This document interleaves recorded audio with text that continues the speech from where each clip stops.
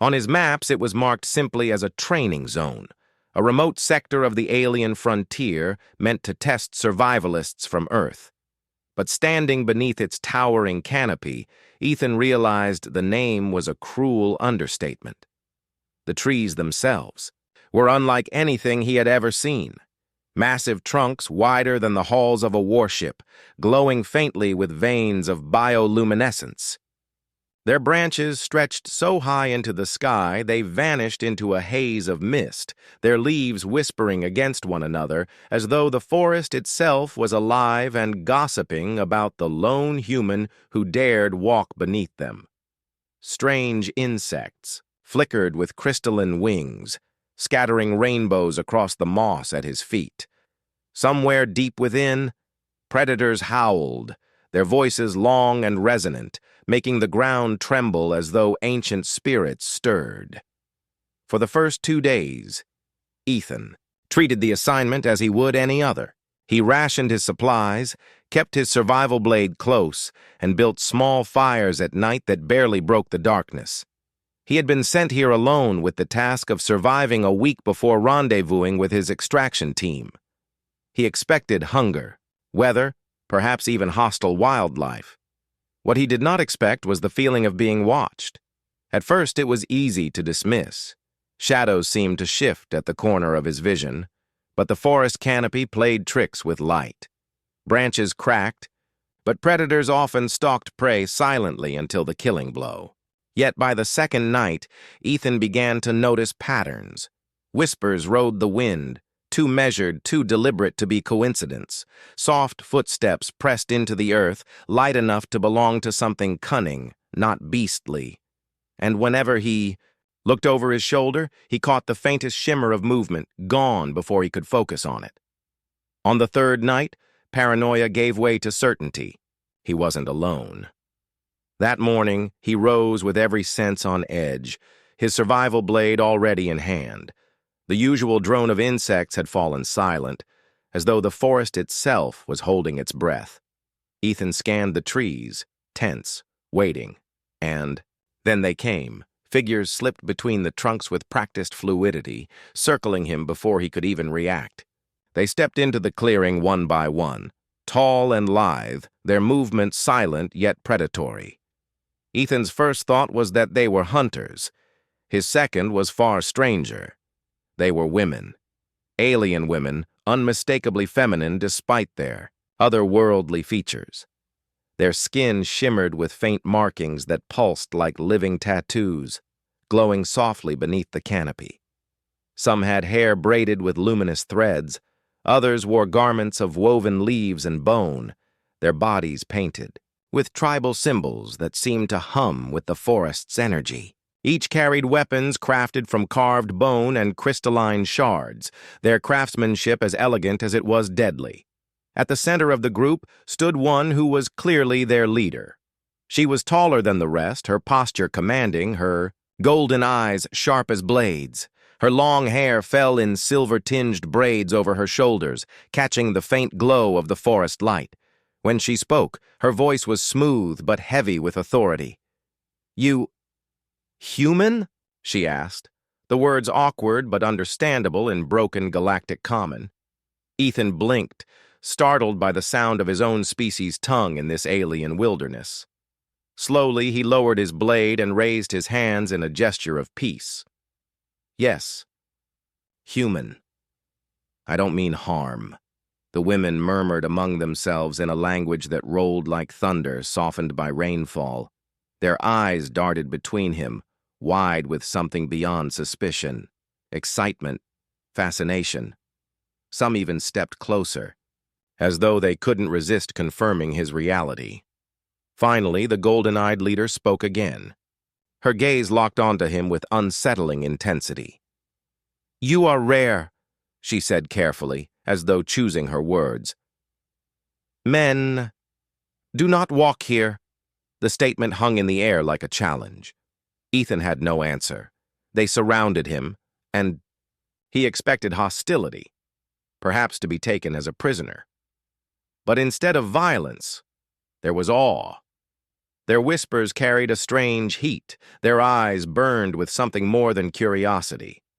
They led him deeper into the forest, through winding paths and across living bridges grown from the trees themselves. When they emerged into their settlement, Ethan's breath caught. The city seemed born of the forest, not built upon it. Massive trees had been hollowed and shaped into towering dwellings, their walls alive with glowing vines. Suspended platforms, connected by woven branches, stretched above, where more women watched him intently, their laughter carrying like wind chimes. Everywhere he looked, alien women moved gracefully, warriors sharpening weapons, huntresses returning with game, children darting across bridges, but not a single man among them. Everywhere he went, their eyes followed him. Some glittered gold like Kalira's, others silver or green, but all bore the same weight: curiosity, hunger, desire. Ethan didn't yet understand the full scope of their obsession, but deep in his chest, a realization was already forming. He was not just an outsider, not just a visitor. Here, in this alien forest, he had become something far more dangerous. He had become their obsession. Ethan's first impression of the Sci-Fi settlement was that it was alive. Not in the ordinary sense. Most cities bustled with energy, but in the literal one. The towering homes were grown rather than built, hollowed into the trunks of massive trees whose roots twisted together like the fingers of giants. Vines laced with glowing flowers cascaded down walls, lighting streets without fire. Bridges of living wood arched between platforms, swaying gently as women strode across them with practiced grace. What startled Ethan most wasn't the architecture. It was the people. Everywhere he looked, alien women paused mid-step, eyes fastening on him with a sharpness that bordered on predatory. Their gazes were curious, yes, but also searching, as though he carried an answer to a question whispered for generations. The golden-eyed leader led him through the heart of the settlement. She moved with a proud, commanding stride, but Ethan noticed how often her head tilted just slightly toward him, how her golden eyes flicked his way as though she needed to confirm he was real. The others followed at a distance, murmuring, their voices a mix of awe and disbelief. Finally, the leader stopped before a great platform nestled against the trunk of a colossal tree. Warriors lined its edge, their bone-carved weapons glinting. At the center stood a raised dais woven of roots. She gestured toward it. "I am Kalira," she said, her accent heavy but words deliberate. "Hunt Mother of Sci-Fi." She placed a hand against her chest, then extended it toward Ethan. "You, human, you will tell us why you walk here." Ethan hesitated, then stepped forward. "I was sent here for training. My people test themselves in wild places. I wasn't looking for anyone. I didn't know this land was yours." His words drew a ripple of sound from the gathered women. Some tilted their heads in confusion, others whispered to one another. Kalira studied him for a long moment, then let out a low hum. "You are not of us," she said slowly. "And yet, you are." Ethan frowned. "What do you mean?" Her golden eyes pierced into his. "Because you are male." The words hit him harder than he expected. He'd noticed already that there were no men here, not among the guards, not among the faces peering down from bridges above, not in the bustling groups that filled the settlement. The realization now struck with clarity. This was not just a female-led society. This was an all-female tribe. "You're saying," he began, "there are no men among your people?" Kalira's jaw tightened. She looked away briefly, as though the admission was difficult. "Not for many lifetimes. The stories differ. Some say plague, others say war. Some whisper of a curse. But for us it has always been women." The murmurs around them grew louder, filled with longing and unease. Ethan's stomach sank. To them, his presence was not just strange. It was miraculous. The days that followed only deepened that truth. Everywhere Ethan went, the Sci-Fi followed. Children scampered after him, pointing at his hands, laughing when he spoke.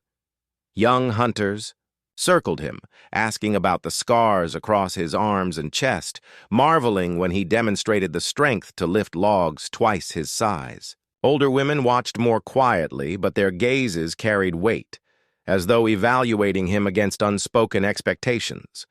Some touched his skin openly, tracing the calluses on his palms, fascinated by the coarseness of his stubble. One huntress even pressed her face close, sniffing the air around him before bursting into laughter at his startled expression.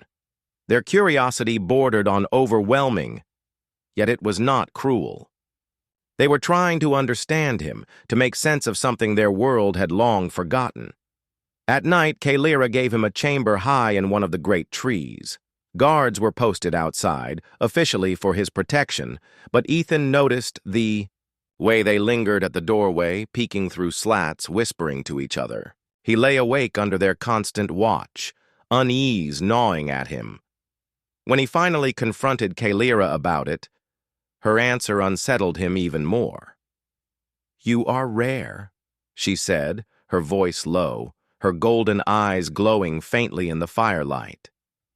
"Our people believed men gone forever. Now you stand here. You are not just a visitor. You are proof. Proof the universe still remembers balance." Her words carried both hope and danger. Ethan realized then that he was not free to leave, not truly.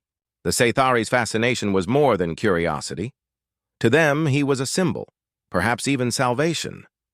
The days passed in a blur of watchful eyes and whispered voices. Ethan Hayes quickly learned that the Sci-Fi were relentless in their curiosity. From the moment he awoke to the moment he tried to sleep, there were always women nearby, studying him, questioning him, laughing at his confusion. At first, the questions were simple. They asked about his scars, his height, the roughness of his hands. Some even marveled at the sound of his voice, calling it deep and strange compared to their own liquid tones. Others touched his hair, surprised at its texture, whispering among themselves as if his very existence was a kind of riddle. But as the days stretched on, the questions grew sharper. How strong was he? How fast? Could he survive a hunt? Could he fight? The Sci-Fi were not a passive people. They were hunters, warriors who lived by skill and cunning. To them, a man was not simply a novelty, he was a test. The opportunity came on the 7th day. A ceremonial hunt was to be held, a tradition among the Sci-Fi. Kalira, the hunt mother, explained it to Ethan in her clipped galactic common. "Each moon cycle, we test our strength. We prove the Sci-Fi are still sharp, still worthy. Tonight, you will come. You will watch." But Ethan had no intention of standing idle. The hunt began at dusk, the tribe gathering on high platforms before descending into the forest in packs. Their chants echoed through the trees, rhythmic and fierce, filling the night with a primal energy that made Ethan's skin prickle. He followed close behind Kalira, his senses sharp. For hours they tracked their quarry, moving silently through the glowing underbrush. The women moved like shadows, swift and graceful, every step precise. Ethan admired their skill, until the beast revealed itself. It burst from the thickets with a roar, a creature the size of a rhino, its hide plated with natural armor. Its tusks glowed faintly, tipped with venom that hissed when it struck the air. The Sci-Fi warriors fanned out, launching spears and arrows, but the beast shrugged them off, charging with unstoppable force. Chaos erupted, warriors scattered, some thrown aside by the creature's massive bulk. Kalira darted forward, her strikes quick and precise, but even she struggled to pierce its hide. The hunt was turning against them. Ethan didn't think, he acted. He grabbed a fallen spear, rolling aside as the beast thundered past. Instead of facing it head-on, he studied its movements, its weight, the rhythm of its charges. He saw what the Sci-Fi had missed. The beast relied on brute force, blind to traps. Quickly, he sprinted to a cluster of thick vines and hacked them loose. While the others fought desperately to wound the beast, Ethan fashioned a crude snare, tying the vines between two sturdy trees. Then he shouted, his voice carrying across the clearing, "Here! Over here!" The beast turned, its glowing tusks aimed at him. Ethan ran, heart pounding, forcing it to follow. He dove aside at the last moment, the creature barreling straight into the vines. The trap tightened, the forest itself holding it in place. "Now!" Ethan roared. Kellyra didn't hesitate. She leapt onto the beast's back, driving her spear deep into the gap between its armored plates. The creature let out a final thunderous bellow before collapsing. Silence fell over the clearing, broken only by the heavy breaths of the hunters. Then came the cheering. The Sci-Fi surrounded Ethan, voices rising in a chant that he couldn't understand but instinctively recognized. They were calling his name, or at least their version of it. Laughter and hands clapped his shoulders, some women pressing close, eyes wide with admiration. That night the tribe celebrated. Fires burned high, and the slain beast was roasted as a feast. Ethan was given the place of honor beside Kellyra, the women raising cups in his name. For the first time since arriving, he felt something shift. They no longer looked at him with mere curiosity. Now there was respect, reverence, but admiration was not the only thing in their eyes. As the night wore on, Ethan noticed the change. Their gazes lingered longer, their laughter louder when he spoke. A hand brushed against his arm and did not withdraw. Another woman leaned close, asking about the scars on his chest, her eyes glowing with more than interest. Even Kellyra, stoic and reserved, allowed herself to look at him with something unspoken. The air grew heavy with tension. What had begun as fascination had transformed into something more dangerous: desire. The victory feast lasted deep into the night. Fires painted the clearing in gold and crimson, shadows dancing across the carved totems of the Sci-Fi ancestors. Meat crackled over the flames, drums thundered, and voices rose in songs that spoke of honor and blood. Ethan Hayes sat at the center of it all, an unintentional hero basking in the glow of a culture that had, until now, seen him as an exotic stranger. But as the moon climbed higher, the mood shifted. What began as admiration turned to something sharper, something more dangerous.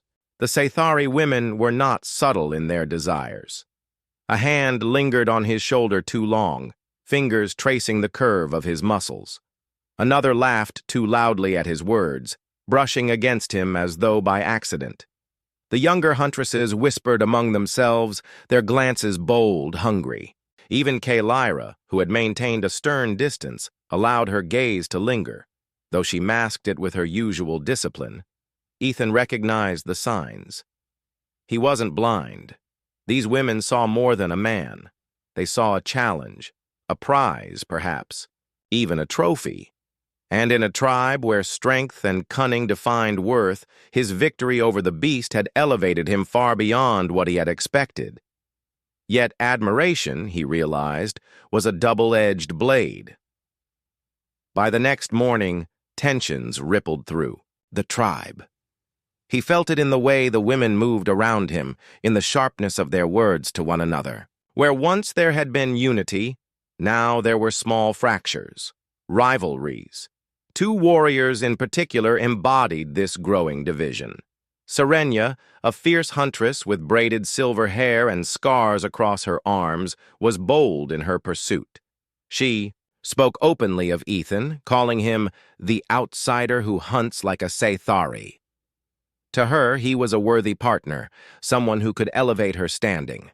She pressed her case directly, often sitting close to him, challenging him with questions of strength and daring him to match her wit. Then there was Lyra, younger but no less formidable, who approached with a different kind of fire. She did not boast or laugh. Instead, she observed in silence, her amber eyes following Ethan with a predator's patience. She spoke rarely, but when she did, her words carried weight. Where Serenia sought to claim him, Lyra sought to understand him. And perhaps to claim him in her own way. It didn't take long for their rivalry to boil over. One afternoon, as Ethan worked beside Lyra, repairing nets along the riverbank, the two huntresses clashed, their voices cut through the air, sharp and rising, drawing a crowd. Serenia accused Lyra of cowardice, of hiding her desire behind silence. Lyra replied with venom, saying Serenia was reckless, a fool chasing what she did not deserve. The argument escalated into a duel. Spears clashed, the women circling each other with lethal grace. Ethan tried to intervene, but Lyra held him back with a firm hand. "This is our way," she said coldly. "They fight not only for you, but for honor." Ethan stood frozen as the duel played out, each strike filled with ferocity. The crowd cheered, urging them on, until at last Serenia was disarmed, her spear sent spinning into the dirt. Lyra stood victorious, chest heaving, eyes burning as she declared, "The outsider is mine to claim." The crowd roared in approval, but Ethan's stomach twisted. He was not a prize. He was not theirs to barter over like spoils of war. That night, the tension deepened.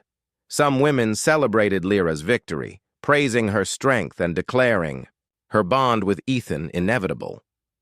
Others whispered discontent, angered that one huntress had assumed the right to choose for them all. The tribe, once united, was beginning to splinter.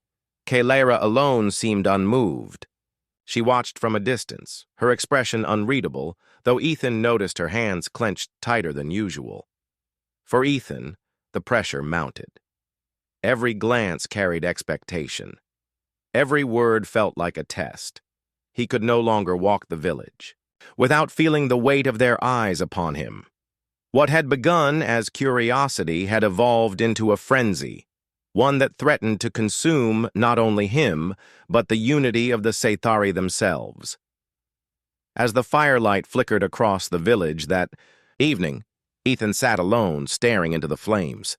He had wanted to prove himself, to earn respect rather than pity, but now he saw the trap he had walked into. In defeating the beast, he had done more than survive. He had awakened something primal in the Scythari, something that could not be. Easily quieted, and worse still, he realized, he was no longer just a guest. He was a catalyst. By then, the Scythari village had become a battlefield of whispers and sharpened spears. Some rallied behind Lyra, who had claimed Ethan as hers by right of combat. Others resented her audacity, insisting no single warrior could possess what had become a tribal matter. Serenia, humiliated but unbroken, gathered her own supporters, vowing she would not accept defeat. Ethan felt it in every step he took. Once the Scythari gazes had been curious, admiring. Now they burned with expectation, as though every movement of his would decide which faction prevailed. Even the children, once carefree in their play, now watched him with wary eyes. The breaking point came during a council gathering beneath the great tree, its roots sprawling across the ground like a throne. Lyra presided as always, her voice steady, though tension bristled in every breath of the crowd. Lyra stood tall, spear in hand, declaring once more that Ethan was hers by victory. Serenia challenged her openly, demanding another duel, this time to the death if necessary. The air was thick with fury, the tribe one breath away from tearing itself apart. Ethan could no longer remain silent. He rose, his voice cutting through the growing chaos. Enough. It wasn't loud. It didn't need to be. The word carried the weight of his defiance, of the strange gravity humans had when they refused to bend. The Scythari fell into uneasy silence, eyes turning to him. "You fight over me as if I'm a weapon, a jewel, a trophy," he said, his gaze sweeping over the gathered women. "But I am not yours to claim. I'm not a prize. I am a man, a human. My worth is not for others to decide. It's mine." Murmurs rippled through the crowd. Some frowned, uncomprehending. Others exchanged uneasy glances, unsettled by his defiance. Ethan pressed on. "When I fought the beast, I didn't do it to earn favor. I did it because I wanted to live, and because your people deserve to be safe. Respect isn't given through ownership. It's earned. If you truly see me as worthy, then let me stand as your equal, not your possession." The words struck like arrows. For the Sci-Fi, whose traditions were steeped in conquest and claim, the concept was alien, yet undeniable. Kalira rose slowly, her eyes never leaving Ethan's. She had remained neutral through the escalating conflict, but now she spoke, her voice carrying the authority of command. The outsider speaks truth. The crowd stirred, uncertain. Kalira's expression hardened. "We are warriors, not scavengers. Have we fallen so far that we would fight over one man like starving beasts? He has shown us strength, yes, but greater still, he has shown us honor. If he is to remain among us, it will not be as spoils of battle. It will be as ally." Lyra's jaw clenched, fury in her eyes, but even she could not defy the chiefess openly. Serenia lowered her gaze, shame battling with relief. Slowly, reluctantly, the murmurs quieted. The decision was made. That night, Ethan sat beside the river, the waters glowing faintly with bioluminescent life. Kalira joined him, her movements graceful, her presence commanding even in silence. For a while, neither spoke. The only sound was the gentle rush of water and the distant hum of the forest. "You could have chosen power," Kalira said finally. "If you accepted Lyra or Serenia, the tribe would have bent around you. Many men, many warriors, would take such an offer without hesitation." Ethan shook his head. "That's not power. That's a cage. I didn't come here to be owned, Kalira. I came to survive. And if I'm to stay, it has to be on terms that let me live as more than a symbol." Kalira studied him, her eyes softer than he had ever seen them. "Strange, human. You are unlike any I've known. Our people may not fully understand you, but they will remember this day." For a long moment they sat together, two figures from worlds apart, bound by the weight of change. The forest around them pulsed with quiet life, ancient and eternal. Ethan knew the obsession of the Sci-Fi would not vanish overnight. Desire was not so easily tamed, but he had set a boundary, drawn a line in the sand that even a warrior people could not ignore. In the depths of the forest, he had been hunted, admired, desired. But in the end, he had chosen something greater than survival. He had chosen freedom.